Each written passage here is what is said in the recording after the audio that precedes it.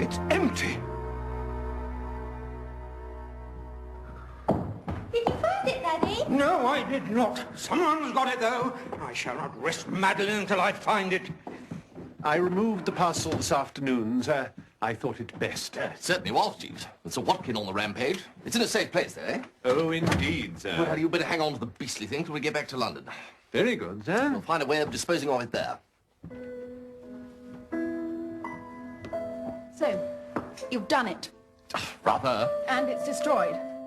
Yes, absolutely. Well done, Bertie. Well done. I say, Florence, you know, there's a lovely moon tonight.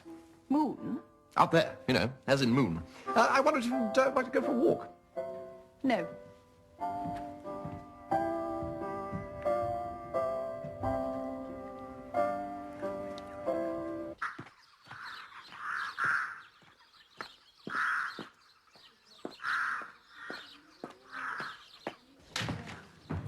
4 o'clock in the morning.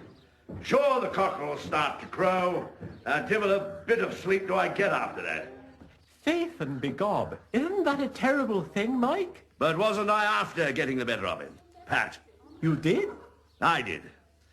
Sure, and I bought the birds myself. I keep them in my garden now. Let them keep him awake.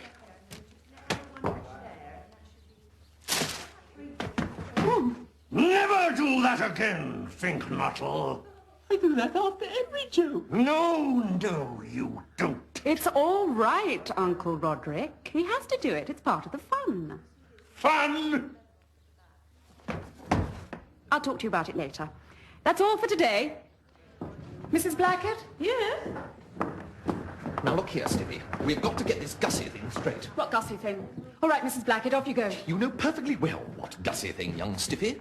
For reasons into which we need not go, you have recently been treating Augustus Pinknottle as the plaything of an idle hour. Well, it's got to stop. All right, Mrs. Blackett, you can start.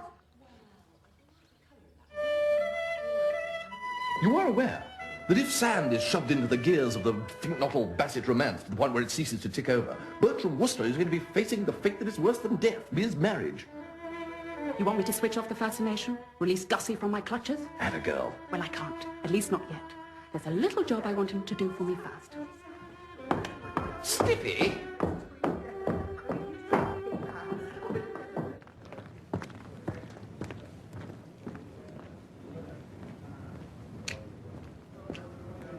I'm only surprised you haven't turned professional, Gussie. Really? It's not only a matter of your talent. You have an air of self-confidence about you. Excuse me, Stephanie. Oh, hello, Dink. All eyes are drawn to you. I've been trying to speak to you, Stephanie. Yes, Harold, what is it? I'd like to sing at the concert. Sing? You? Well, we have a very full program already. What do you think, Gussie? Well... All right. We'll think about it later. Now, to get back to what we were talking about, Gussie. The little thing I want you to do with Constable Oates. Well, he's still got Bartholomew in custody.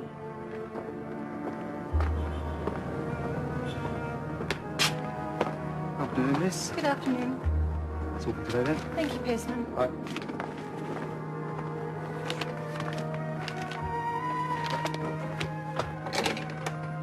Oh, Mr. Ballinger, I thought you'd like to know that manuscript we thought was lost has turned up. Sir Watkin Bassett's memoirs.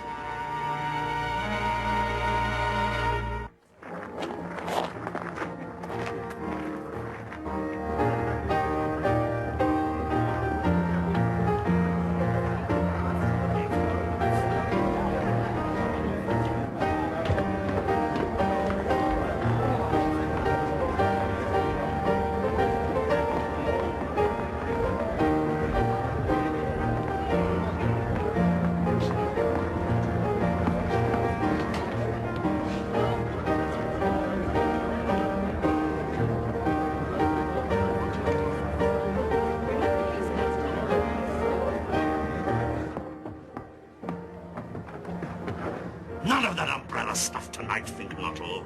I've got to. Everything I've got to.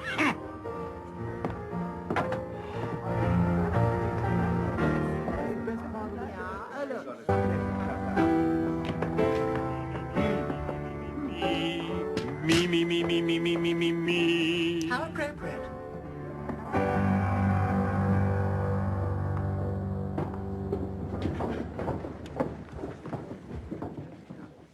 Ladies and gentlemen, once again, it is my pleasure to welcome you to the annual Totley in the World concert. And now, play the violin for us, Winnie. Constable Oates, what do you want? I feel it my duty to warn you, officer, that there is the likelihood of a disturbance in there at some point during the evening. A disturbance? You ought to be on hand to quell any unrest.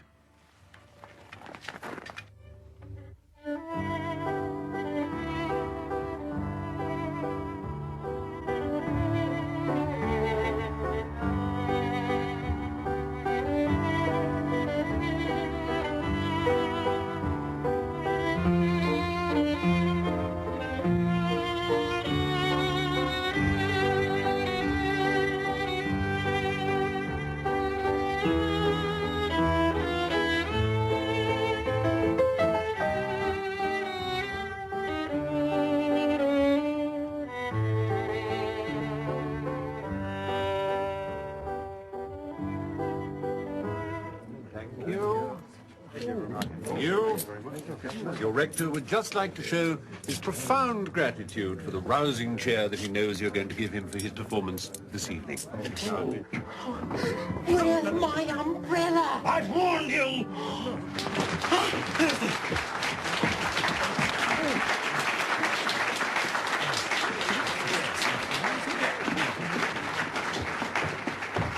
Thank you, Winnie Blackett. What a treat. And now, ladies and gentlemen, a pair of old favourites. Your friends and mine from the Emerald Isle, Pat and Mike.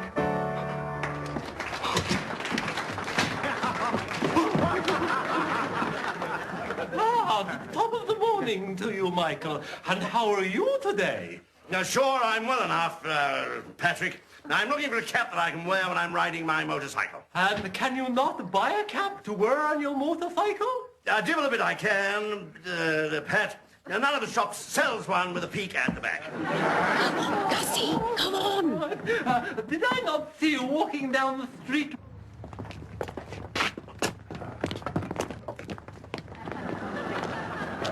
Well now, Pat, it's time for me to be on my way. I'm after looking for some oil for my motorcycle. Wait a minute. Can you not be after getting some from the garage? Well, no.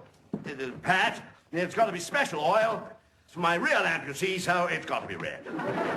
Hit him, Gussie, hit him.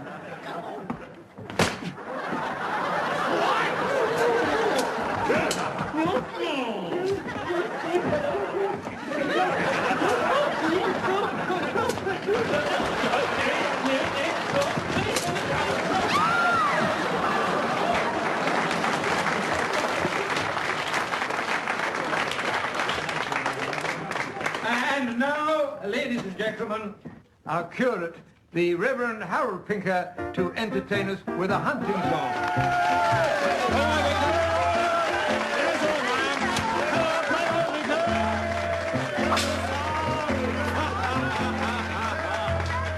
Oh, hearken to the merry horn, upon this jolly hunting morn, over brake and over thorn, a hunting we will go.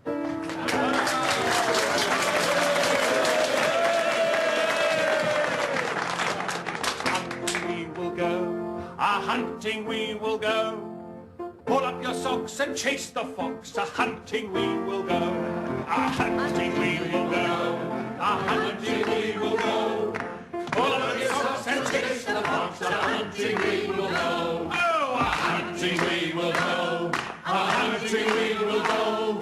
Pull up your socks and chase the fox, a hunting we will go. Oh, a hunting we will go, a hunting we will go. I think he's gone. I say, Bertie, do you think you can get me some brandy? You mean orange juice? I mean brandy, another bucketful. Large brandy, Mr. Pinknottle. Soda, Gussie? Right sure about this, are you? Yeah, I am. Gin Chin? Oh, what appalling muck. Like vitriol. How on earth can you drink this stuff for pleasure? Well, what are you drinking it for? I'm drinking it because I've heard it's the stuff to nerve you for frightful ordeals. The ordeal is over, Gussie. Oh, no, it isn't. Spode's after me because I hit him with my umbrella. Also, I've got to go and break into a police station and steal a dog. Say that again.